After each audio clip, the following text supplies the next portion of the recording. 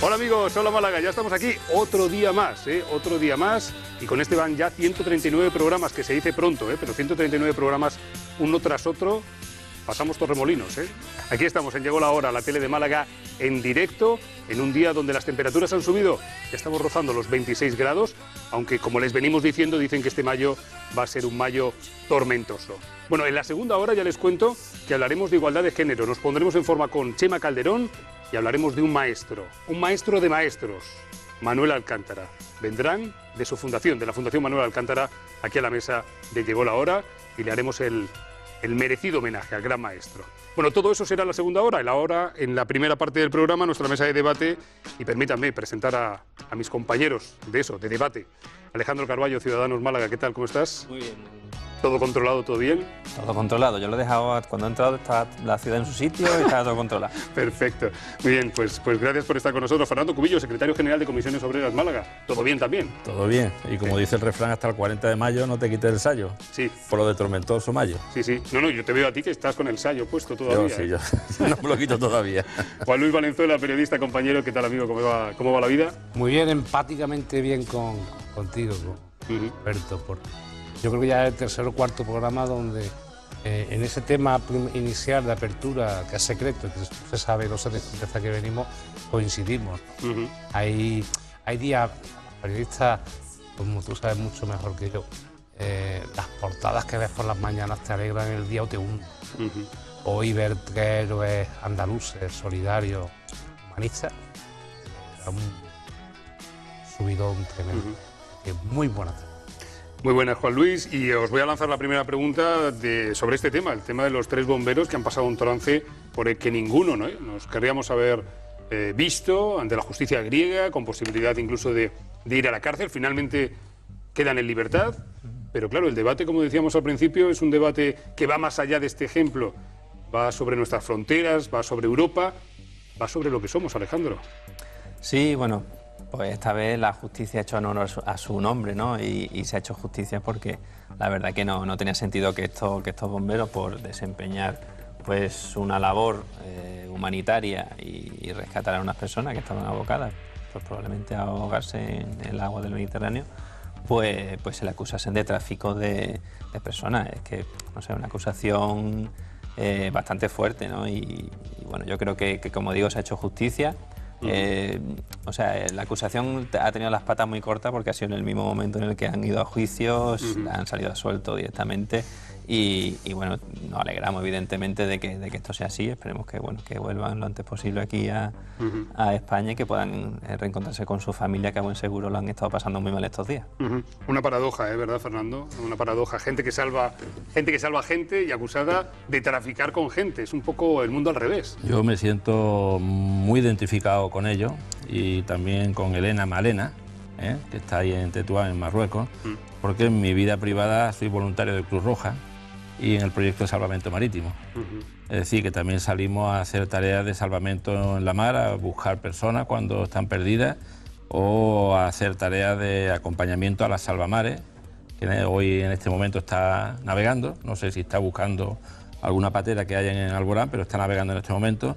Y las tareas de salvamento en el mar son como las tareas de auxilio en carretera, son de obligado compromiso de cualquier ciudadano, sea del país que sea, tiene que prestar auxilio a una persona que está en dificultad en el mar. Lo dice la legislación internacional, la Organización Mundial Marítima, la Marítima Internacional, lo dice también la legislación española. Cualquier persona que está en dificultad en el mar tiene que ser atendida. No es un delito ayudar a personas que están en dificultad. El caso de estos 3 bomberos, afortunadamente, se ha salido con absueltos, sin cargo. Pero un detalle sobre estos 3 bomberos: estaban colaborando permanentemente con las autoridades griegas. Son las autoridades griegas las que le dicen a veces salir y ayudarnos a buscar, porque el mar es muy grande, una persona en el mar no se ve, no es fácil verla, ni aun estando el mar plato, como le llamamos, el mar espejo, no se ven las personas en el mar, salvo que haya un color fuerte, identificativo, un volumen que te haga ver algo más, pero no es fácil buscar a alguien en el mar, Y las autoridades griegas recurren a esta asociación Professional Emergency Aid recurren a ellos como recurren a otras tantas, y sin embargo ahora vienen y los criminalizan.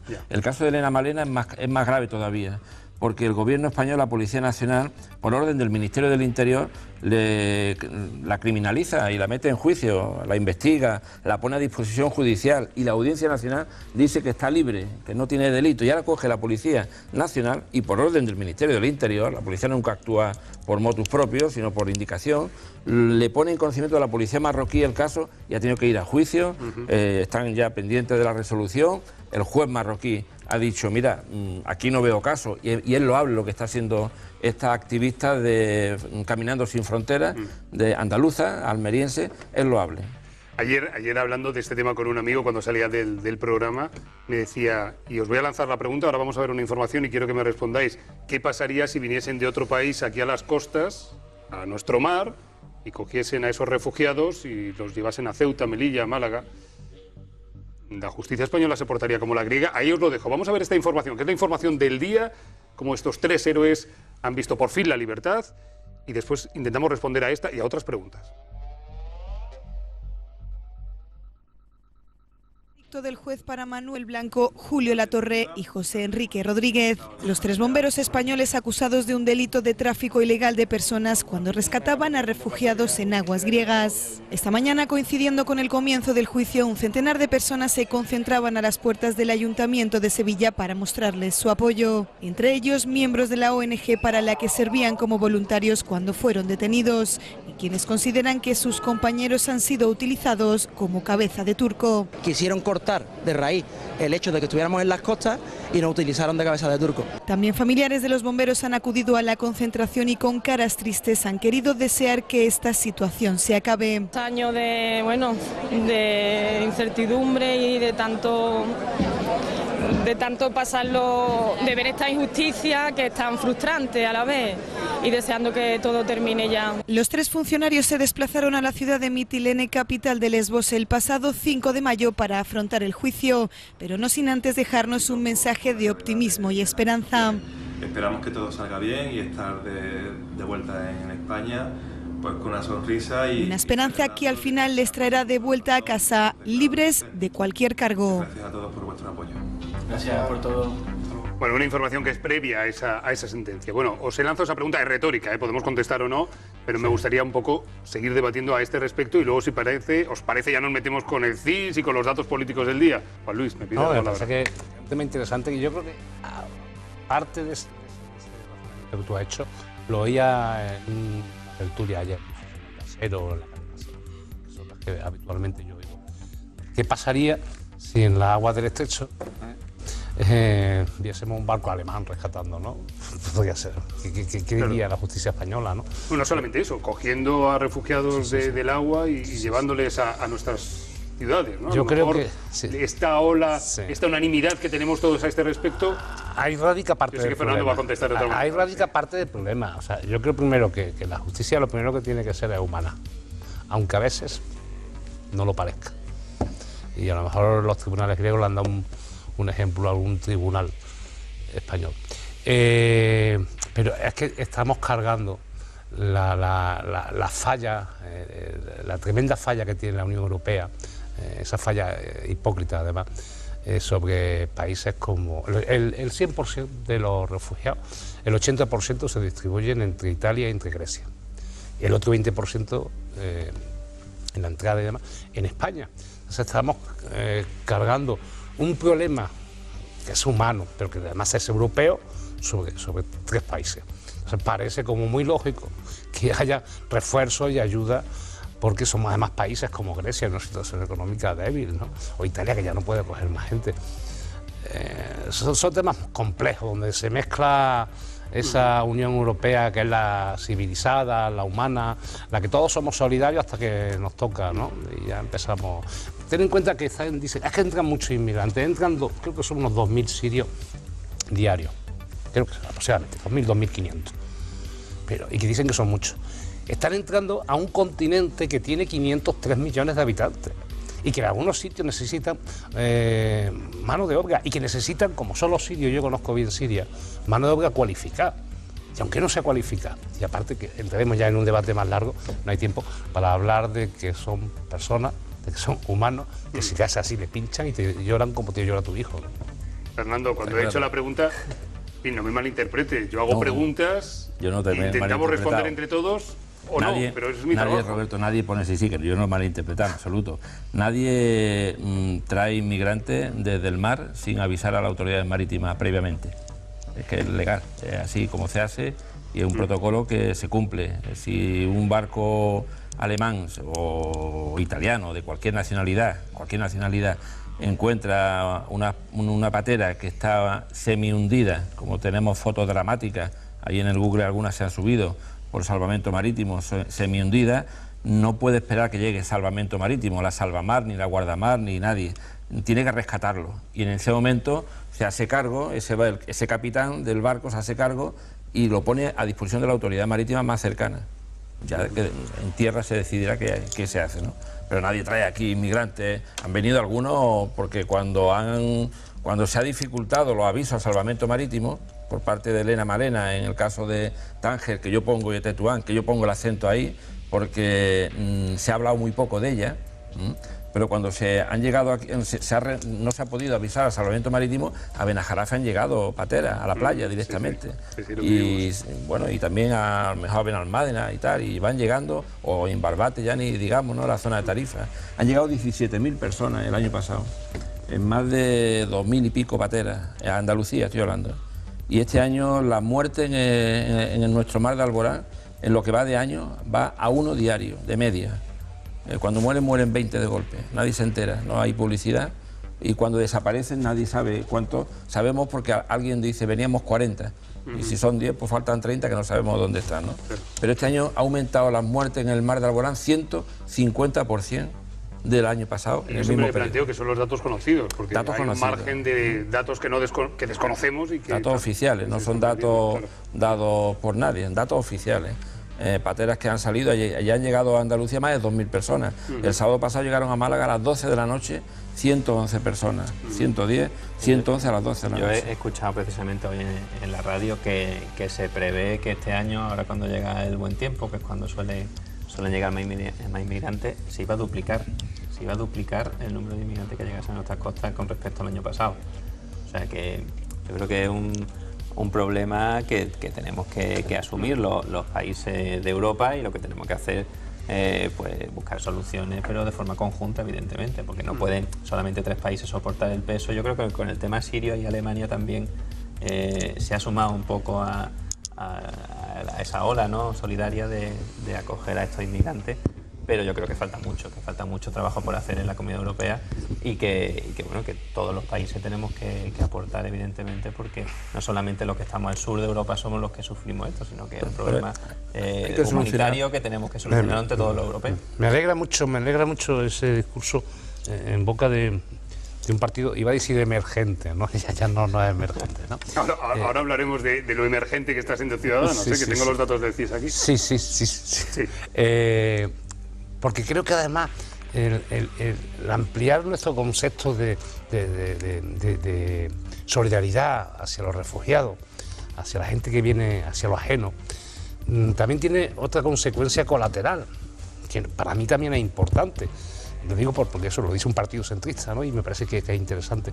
Que evitamos lo que está pasando en Europa, que es el nacimiento de algo tan grave como es la extrema derecha, como son los grupos neonazis, como son los grupos xenófobos. Afortunadamente en España todavía no tenemos eso, y yo creo que la mejor vacuna que tenemos es hacer pedagogía política, explicarle a la gente que un refugiado cuando viene es porque en su país le están poniendo estas armas químicas. Yo entrevisté, y una muy buena amiga periodista que está aquí lo sabe, a un refugiado que huía de los maras en Honduras, y ese mismo día a un refugiado que venía de Ucrania, ¿no? Y las razones que, por ejemplo, te daba el ucraniano de 30 años, que a su niñito con 8 años le habían disparado desde una ventana en Kiev, y casi lo matan. Y el de los mayas que le iban a cortar la cabeza. Y los que vienen de Siria es porque lo están bombardeando, lo están masacrando, y los que vienen de otros países pues es lo mismo, ¿no? O vienen de la hambruna. Entonces eso hay que explicarlo, que muchas veces a lo mejor electoralmente no es rentable. Vale, bien.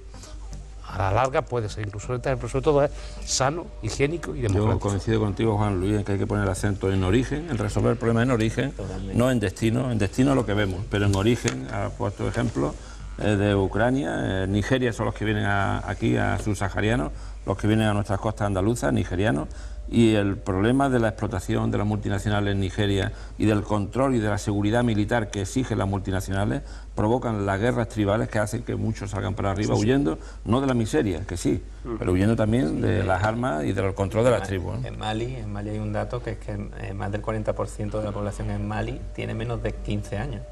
O sea, es que son cifras demográficas considerables en países que prácticamente no tienen nada, no tienen un tejido... Sin embargo, Alejandro, yo por decir lo que quiero decir, nadie ha pedido, por el caso de Elena Malena en Marruecos, nadie ha pedido responsabilidad a Zoido, cuando ha sido el Ministerio del Interior el que ordena a Marruecos que investigue, ordena a la policía de poner en Marruecos. Alguien debería de pedir a Zoido, oiga usted, de una explicación. Porque sí, pero bueno, pero estamos vamos aquí, pero el problema, la solución no está aquí, la solución está en los países de origen y la solución está en la colaboración desde la Comunidad Europea con estos países. La acción del gobierno español con Elena Malena, luchar sobre todo contra la por mafia, parte del ministro del Interior, debería de haber sido objeto de una pregunta parlamentaria. Si os parece, lo vamos a dejar ahí. Sí, te voy a pedir, Fernando, que cuadremos agendas, porque me interesa mucho tratar este tema en profundidad y desde ese punto de vista del voluntariado, de esos malagueños que se están echando al mar también a echar una mano y a salvar. Te pediría que hablase con Cruz Roja, no conmigo. Bueno, a través tuyo.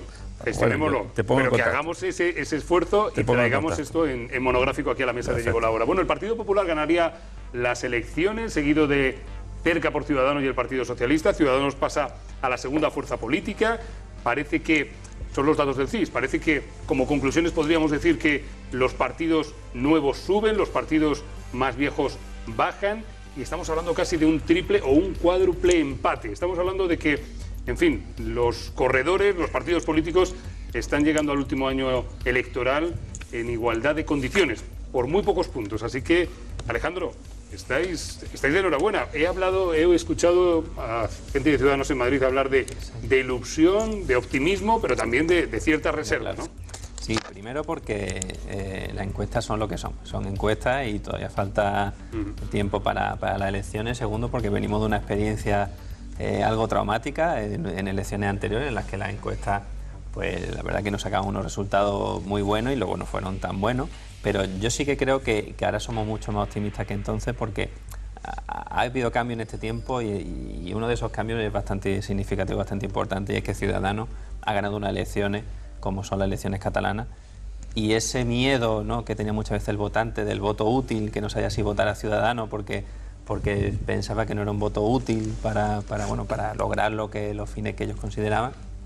Eso no lo hemos sacudido directamente con esta victoria en las elecciones de Cataluña, y yo creo que hemos demostrado que somos más que una alternativa capaz de gobernar, y eso yo creo que se está viendo reflejado también en el resto de España. Entonces la gente ha perdido el miedo de votar a Ciudadanos y de darnos su apoyo y su confianza en este sentido, y esperemos que siga siendo así hasta que lleguen las próximas elecciones. Ese mantra que era muy de tertuliano, de Ciudadanos, sale siempre mejor en las fotografías, en los sondeos, que después en los resultados lo que está claro, se rompió con las últimas elecciones de Cataluña. Efectivamente, y lo que sí está claro, y eso es un dato incuestionable, son las tendencias. Y en todas las encuestas, la tendencia de Ciudadanos es bastante positiva y evidentemente no podemos negar nuestra satisfacción por ello. Ahí tenemos uno de los titulares del día, que tiene que ver con esta fotografía. Ya saben, el CIS, posiblemente la encuesta demoscópica con mayor calado, con mayor profundidad en nuestro país, mantiene al Partido Popular en cabeza en abril, pero atención, con Ciudadanos a menos de 2 puntos y adelantando al Partido Socialista. Es que nos estamos moviendo en unas horquillas muy pequeñas. El Partido Socialista ve un triple empate en los resultados, con PP y con Ciudadanos, repunta la preocupación por la corrupción y los políticos tras el máster de Cristina Cifuentes. Podemos también sube, En fin, Fernando, ¿cómo lo ves? Yo veo que hay un estancamiento en la intención de voto en cuanto a 4 formaciones, son muy parecidos. Sube una, otra baja, sube una, y llevamos un par de años, yo pienso, con ese estancamiento. En el caso concreto de Ciudadanos, yo hago un análisis sencillo y simple. Quien gobierna se erosiona y se desgasta en el gobierno. Quien no gobierna, pues no se erosiona, no tiene ningún desgaste en cuanto a las posiciones que se puedan defender. Porque aquí en Madrid está gobernando el Partido Popular, y más por los errores que comete el Partido Popular que por los aciertos que se hacen desde el Partido Ciudadano o del Partido Socialista o Podemos, más por los errores el Partido Popular cae. Y en Andalucía pasa 3/4 de lo mismo, pero no por la acción propia, sino por los errores del contrario y el desgaste que en el gobierno tiene el contrario. Yo creo que estamos en una situación compleja porque obliga a entenderse, sí o sí, y aquí hay que entenderse entre 3 formaciones políticas. Y ya que cada uno ponga sus líneas rojas, naranjas y azules, pero hay que entenderse. Eso no es malo. Eso no es malo. Es el nuevo tiempo. Yo no he dicho que sea malo. Es el nuevo tiempo que obliga a entenderse. Del pacto. Claro. Viendo estos datos, Juan Luis, diseccionándolos, ves que si fuese por escaños y el reparto de escaños en función de provincias más y menos pobladas, más o menos Partido Popular y Partido Socialista seguirían por encima, con en torno a los 90 escaños más o menos. Ciudadanos estaría más o menos ya en torno a los 70, también Podemos, pero lo que viene a decirnos esto es lo que dice Fernando, es que no hay posibilidad de pacto posible, es que ni PP Ciudadanos conformarían una mayoría absoluta, ni Ciudadanos Partido Socialista, ni Partido Socialista Podemos. Las fuerzas nacionalistas volverían a entrar en juego. Sí, yo creo que consolida más o menos las tendencias que durante un tiempo se están viendo, ¿no? Una tendencia muy consolidada. Yo creo que sociológicamente habría que decir que hay un empate técnico al menos triple, ¿no? O sea, ya la diferencia entre Podemos y Partido Popular ya no es tanto empate técnico, pero bueno, con un poquito que suba podría meterse en ese pelotón. Está la versión A, la de Antonio Hernando, Rafael Hernando, que ha dicho que han ganado, en la encuesta ganan ellos. La versión B, que es la de Ciudadanos, que dice que están en un doble empate, a un punto y pico del ganador. Está la versión PSOE, que es la que dice que hay un triple empate, y está la versión cuarta, de Montero, que dice que hay un cuádruple. En todo caso, hay partido, va a depender mucho de que no se cometan errores, cómo se valora, por ejemplo, en el tema de Ciudadanos, que yo creo, lo he dicho siempre, no sé si será tanto como esta encuesta o otras, pero que la tendencia es la más consolidada, de que va a subir mucho, va a depender de cómo se valore, bueno, pues el seguir apoyando a un gobierno del Partido Popular en Madrid, o cómo se valore los pactos municipales que podéis hacer en su momento, ¿no?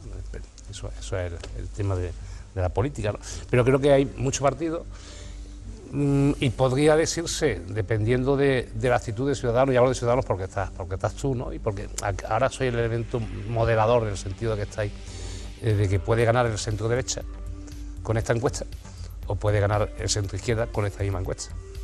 Dependerá de los futuros acuerdos. O sea, yo lo que entiendo de ese comentario es que el centro gana siempre. Sí, siempre ganará este país. Bueno, quien no ha ganado el centro nunca gana la elección. Eso ha sido un leitmotiv de la política nacional, ¿no? El que se hace con el centro derecho o el centro izquierda. En este país lo hizo Felipe González en su momento, lo hizo José María Aznar cuando ganó, en fin. Las batallas están por el centro siempre, o bien desde la derecha o bien de la izquierda, siempre por el centro. Y ahí Ciudadanos se encuentra muy cómodo en esa posición. Nosotros estamos en nuestro hábitat. Fernando, has dicho bueno como... Las políticas que vemos y los candidatos que se quieren traer de Francia no son ejemplos de centro, precisamente. Ahora hablaremos de eso. 24% Partido Popular, 22,4% Ciudadanos, 22% Partido Socialista. Estamos hablando de 24, 22, 22, 19,6 Podemos. Y queda un año. Sí. Wow. No, hay partido, ¿no? Y, por ejemplo, en el caso del cuarto, Podemos, está empezando a subir ya no solamente la del sí, sino la anterior, ¿no? Sí. El PSOE no mejora, se pierde un poco, y está estancado casi permanentemente. Lo del PP en unas encuestas pierde, en otras gana. Sí es verdad que el sí, por un lado, debería tener la máxima fiabilidad, porque es la encuesta donde más medios técnicos hay, donde más medios humanos hay, pero también es la encuesta que mejor se cocina, ¿no? No sabemos en qué tipo de horno se ha puesto, ¿no? Pero en todo caso, a mí el sí siempre me ha dado cierta fiabilidad con los matices concretos. Hombre, las últimas encuestas que hemos conocido colocaban a Ciudadanos por delante, ¿no? Y esta es la única que rebaja un poco, templa la situación. Por eso yo siempre hablo de las tendencias. Yo no hablo de ninguna encuesta en sí, porque evidentemente también depende de cómo se haga y tal, pero lo que sí que la tendencia te la marcan todas las encuestas, y es que Ciudadanos está subiendo y bastante, y bueno, y si no está primero estará segundo, y si no habrá un triple empate, pero estamos ahí. La verdad que esos resultados son innegables. Que Ciudadanos ha venido para quedarse, estaba claro, pero que Ciudadanos ha venido para jugar un papel fundamental en la política nacional, yo creo que ya no queda la menor duda, ¿no? Y lo vamos a ver en las próximas elecciones municipales y autonómicas, pero vuestra posición va a ser fundamental, ya lo está siendo, lo está siendo en Madrid, lo está siendo en Murcia, lo está siendo en Andalucía, por supuesto. En toda la ecuación una variable importante siempre va a ser Ciudadanos de aquí a futuro, y eso yo creo que es más que evidente, independientemente de si ganamos las elecciones, no las ganamos, pues bueno, siempre van a tener que hablar con nosotros y a lo mejor con algún otro partido, porque yo insisto que eso es una muy buena noticia para la democracia en España, porque no tenemos todavía a lo mejor esa cultura del diálogo en política, porque venimos de un tiempo, primero de una dictadura, que evidentemente hay diálogo nulo, pero luego realmente ha habido una dictadura de un bipartidismo que o era todo blanco o era todo negro, y no había tampoco mucho entendimiento, y ahora sí que se ven todos los partidos abogados a hablar, a dialogar, a llegar a acuerdos y a consensuar, que bueno, yo creo que todo eso siempre enriquece la política de un país, y las decisiones pues siempre van a ser más consensuadas y va a representar a mucha más gente cuando simplemente por una mayoría absoluta. Los trabajadores organizados en sindicatos, comisiones obreras, estamos siempre acostumbrados al diálogo, porque nuestra contraparte, que es el empresariado, tenemos que acordar, sí o sí. Sí, no cabe decir rompo las negociaciones, convoca huelga, vale, pero al final te tienes que volver a sentar y volver a negociar. Entonces estamos acostumbrados, en política no es así. En política se recurre a los extremismos, cada uno se encierra en su posición y le cuesta trabajo ceder y decir voy a llevar adelante aquello que une a Partido Popular o Partido Socialista, Ciudadanos o incluso a Podemos. Entonces hay elementos comunes que se puede de mínimo, pero bueno, nosotros, como digo, los trabajadores estamos acostumbrados a negociar permanentemente porque tenemos que negociar y además acordar. Y hay que negociar, ¿eh? En este tablero político, o el que no sepa negociar está fuera. No queda otra. Bueno, a algunos partidos evidentemente les cuesta más porque no están acostumbrados, ¿no? Nosotros ya nacemos así, entendemos que damos por supuesto, ¿no? Y como digo, ese también es nuestro hábitat, el diálogo y el consenso y la negociación. Pero antes criticábamos a Europa y criticábamos a ciertos países de Europa, pero es algo que nos llevan años luz de ventaja respecto a nosotros. Tienen una cultura de política, del diálogo y de la negociación mucho más sofisticada que la nuestra. Y yo creo que poco a poco nosotros vamos a ir entrando también en esa dinámica. Yo estoy convencido de que va a ser una muy buena noticia para la política en España. Yo, como siempre, le robo alguna pregunta, él me la presta. No, por favor, para eso eres... Me gustaría preguntarte, estoy de acuerdo contigo en que dentro de los elementos que hacen que un partido de emergente pase a ser un partido ya consolidado electoralmente, está el que pase de ser una esperanza a ser un voto válido. Habéis ganado en Cataluña y ese efecto yo creo que además habéis ganado porque habéis tenido un discurso muy coherente y serio, en el que yo en parte no estaba de acuerdo, pero me parecía que era coherente y serio frente a los discursos diezmados y en algunos casos hasta maniqueos de otros grupos políticos.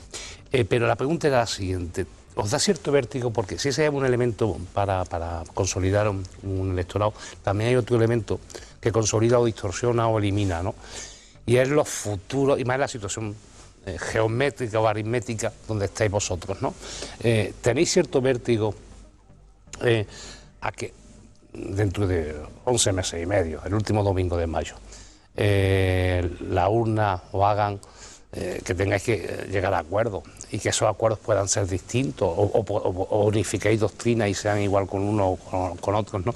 Y que eso haga perder, digamos, si se me permite la expresión, la virginidad política? En el momento, tú lo has dicho antes, que está muy bien, entre otras cosas, porque no habéis gobernado en muchos sitios, porque no habéis tenido que pactar en muchos sitios, ¿no? ¿Tenéis cierto vértigo a eso? No, nosotros realmente, precisamente, salimos a las elecciones intentando ganar las elecciones. O sea, vértigo no.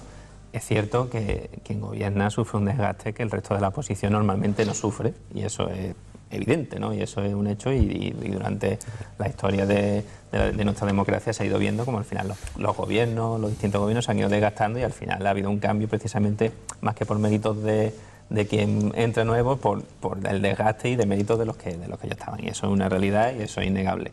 Pero nosotros, vértigo no, porque nosotros lo que precisamente venimos a la política y estamos aquí con ánimo de hacer las cosas diferentes. ¿Y cómo se hacen las cosas diferentes? Desde la oposición estamos haciendo algo diferente, pero cuando las cosas se pueden hacer es cuando tú gobiernas.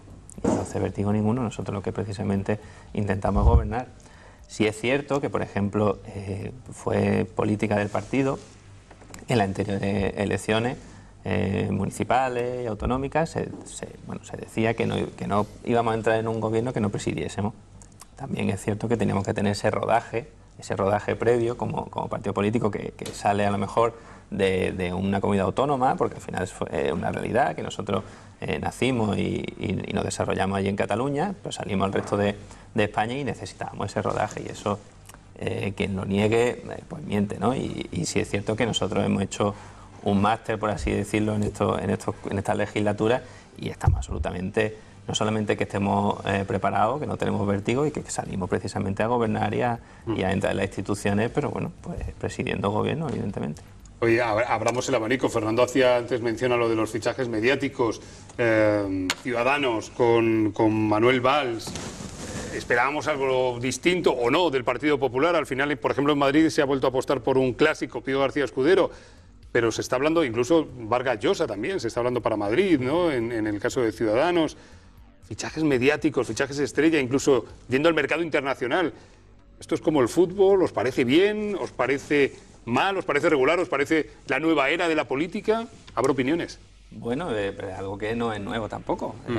Otros partidos lo han venido haciendo durante mucho tiempo. Se han ido sumando independientes a listas electorales en antiguas elecciones, y yo pues no lo veo mal, ni porque si la persona es válida y es independiente y asume un ideario de un partido político, pues yo lo veo bien. Pero habría que diferenciar a lo mejor, Alejandro, entre independiente, o lo que hemos considerado independiente, y lo que es fichaje estrella, ¿no? Ese tipo mediático que a lo mejor no viene del ámbito político o viene de otro ámbito político y que recae. Sí, pero bueno, en Ciudadanos hay una realidad que el fichaje mediático, como lo queráis llamar, al final tiene que pasar por unas primarias igual que cualquier afiliado. Entonces, por mucho que se le fiche o no se le fiche, al final tiene que pasar por ese filtro. Alejandro, a Vargas ya se le iba a pasar por una primaria. Todo, el Ciudadano, todos pasan por unas primarias. Vargas Llosa pasaría por unas primarias, ¿no, Juan Luis? Si hay una candidatura alternativa, si no la hay... Yo entendería que no hiciera primarias con una sesión así, ¿no? Bueno, ya sí, pero no creo que hubiera hecho primaria ni siquiera con Valls, ¿no? A mí que me parece... A mí me parece que los intelectuales y demás que estén comprometidos con la política me parece muy interesante. Pero yo creo que la política no se puede convertir en la pasarela Cibeles o en un mercadillo persa, ¿no? Porque puesto así, pues ponemos a Messi para candidato por Barcelona, o a Vale, bueno, Vale no, ya no vale, a Cristiano Ronaldo, a un artista de famoseo, ¿no? Yo creo que no es. El caso de Valls, bueno, ¿de dónde viene Valls? ¿Dónde ha terminado? En el caso de Vargas Llosa, a mí quien me quiere me regala libros de Vargas Llosa. El último que he leído ha sido La llamada de la tribu, ¿no? O sea que yo admiro a Vargas Llosa, pero estoy muy lejano de él. El último libro habla del liberalismo económico y el liberalismo político, ¿no? Vargas Llosa además fracasó en su intento en Perú, ¿no? Pero vamos, que se está en su derecho de los grupos políticos de fichar a quien quiera, pero que creo que la política es algo más serio que pasa de la Cibeles. Juan Luis, hay un dicho que, en fin, has dicho, quien me quiere me regala libros de Vargas Llosa, pero cuidado, quien te quiere o quien bien te quiere te puede hacer llorar también, ¿eh? Cuidado con lo que te regalan, ¿eh? Sí, pero en este caso la persona que me refería me quiere. Vale. Fernando, que te están mordiendo los labios. Sí, hay una cosita. Yo coincido totalmente con Juan Luis, lo que acaba de decir. El caso de Manuel Valls, de este hombre que viene de Francia, no viene de vacío, no es un hombre de la cultura, una mujer de la cultura, que podían plantear algunos Isabel Pantoja, vamos a acelerar un poquito y vamos a hablar con más seriedad, ¿no? Entonces, Manuel Valls viene de una pérdida de unas primarias en Francia por el Partido Socialista cuando él militaba allí, llevando a cabo una política muy parecida a la que quiere Ciudadanos en España, nada que ver con la política que quiere el Partido Socialista francés o el Partido Socialista español, pero muy parecida en cuanto que aplica las mismas recetas que aplicó Mariano Rajoy en España de la reforma laboral en Francia en el 2016, la misma reforma laboral que se aplica en España en el 2012, la misma, con los descuelgues de convenios colectivos, la prevalencia de las empresas y con los mismos efectos que ya sabemos que está pasando en España. Luego no es original para la empresa, para la economía, en este caso nacional, y el reflejo que tiene Ciudadanos en Manuel Valls, el traer políticas, personas que defienden ese tipo de políticas. Creo que hay que hacer una reflexión por parte de vuestro partido Ciudadanos, reflexionar profundamente sobre las políticas que queréis llevar a cabo, porque sobre la herencia del Partido Popular, sobre los efectos de sus reformas, tenemos que valorar si esas reformas, cómo las modificamos para que este país pueda seguir avanzando en la sociedad, en derechos sociales, laborales, y que la economía siga. No como está ahora mismo todo polarizado en el beneficio en España, gracias a esa reforma del Partido Popular, la misma que aplicó Manuel Valls en Francia del 2016 y que tantas huelgas originó en Francia y tantas movilizaciones de protesta social. Y si eso lo vaya a importar, pues os vaya a importar un caudal que creo que más daño os hace a ustedes que beneficios va a traer. Bueno, evidentemente no es así. Yo creo que si se caricaturiza, exactamente. Si caricaturiza el tema, sí, evidentemente hablamos de Cristiano Ronaldo, pero yo creo que son personas muy válidas y son personas que tienen un bagaje en lo personal y en la política bastante considerable como para tomársela en serio. Yo ya te digo, yo sinceramente prefiero que mi partido traiga gente y traiga gente con cierto valor y cierto peso a otros partidos que el único mérito de algunos candidatos es simplemente haber entrado en un partido político con 15 años y no salir hasta que no sale de presidente de una comunidad autónoma, por decir algo. Entonces yo sinceramente prefiero el valor profesional y el valor en este sentido que hacer carrera simplemente por acumular años dentro de un partido político, bajo mi punto de vista. No, pero si eso no se lo habéis hecho solamente vosotros. A mí también me parece que fue un error, y creo que lo dio en primicia Roberto ese día, acaba de salir la noticia, ¿no?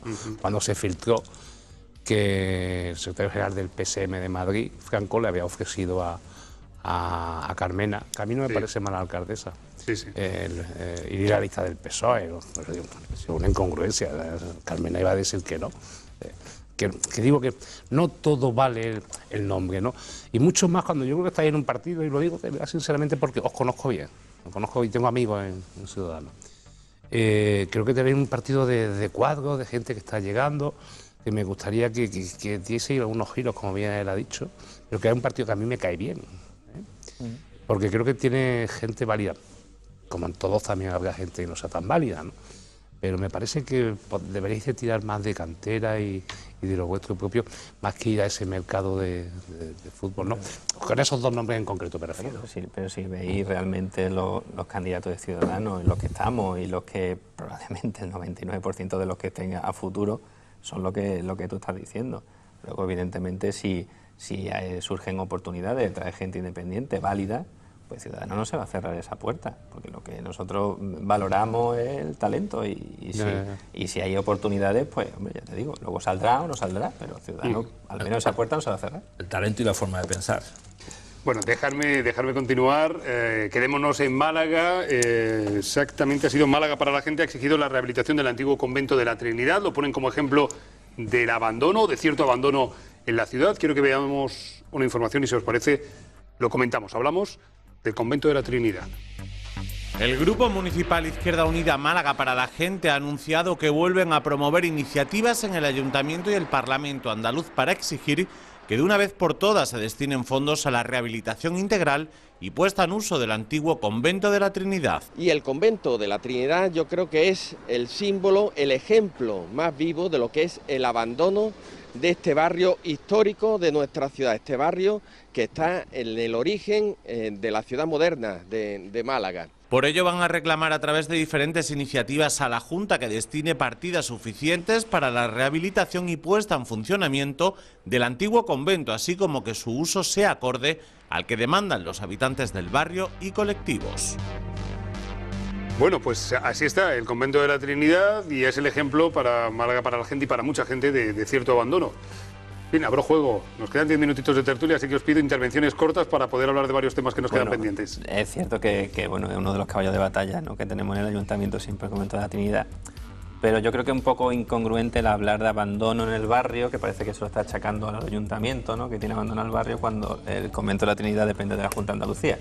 Entonces ahí es lo que no me llega a cuadrar, pero fuera de ese concepto que comento estoy de acuerdo. O sea, es necesario recuperar para la ciudad ya. Ahí se ha hablado en su momento de que el alcalde quería hacer el museo de arqueología ahí en lugar de en